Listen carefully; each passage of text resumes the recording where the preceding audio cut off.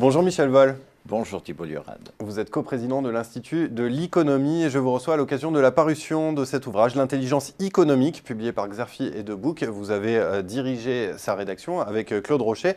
Vous avez également rédigé plusieurs chapitres dans ce livre, dont l'un intitulé Informatisation criminelle, trafic et crime de l'économie financière. Alors, on va parler de ce thème dans cette interview. Déjà, en quoi est-ce que l'informatisation peut-elle être criminelle?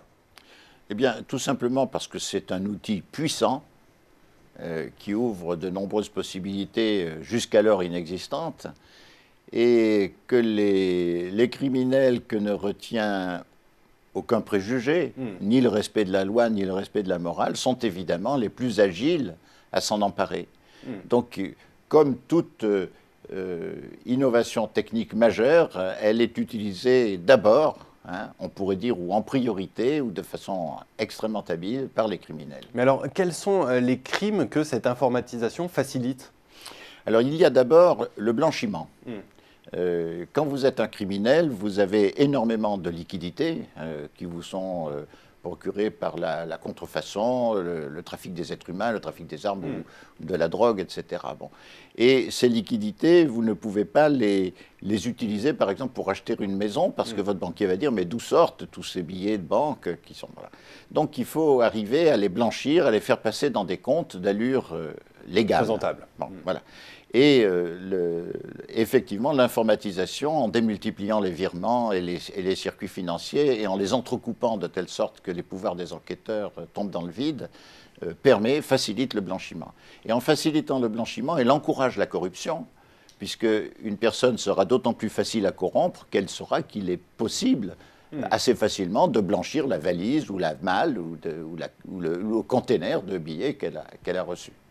Donc c'est un encouragement très fort. Et par ailleurs, du côté maintenant de la finance elle-même, de la banque avec un B majuscule, l'informatisation a ouvert des tentations terribles. On l'a vu avec la manipulation du Libor et les subprimes et autres malversations.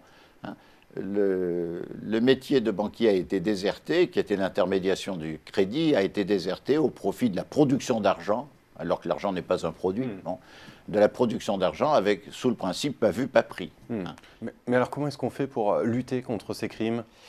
Eh bien, d'abord, il ne faut pas se faire d'illusions, on ne peut pas supprimer la criminalité. L'hygiène absolue n'existe pas dans ce domaine. Bon. Par contre, on peut la contenir.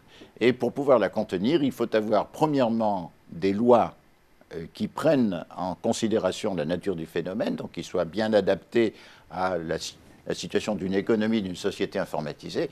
Et deuxièmement, il faut avoir un corps judiciaire, une magistrature compétente, capable d'user de son discernement pour juger ces problèmes-là. Moyennant quoi, avec ces deux conditions-là, on peut contenir le blanchiment et la fraude fiscale et autres, et bien sûr aussi l'utilisation de comment dirais-je, l'utilisation délinquante, délictueuse de l'informatique par la banque.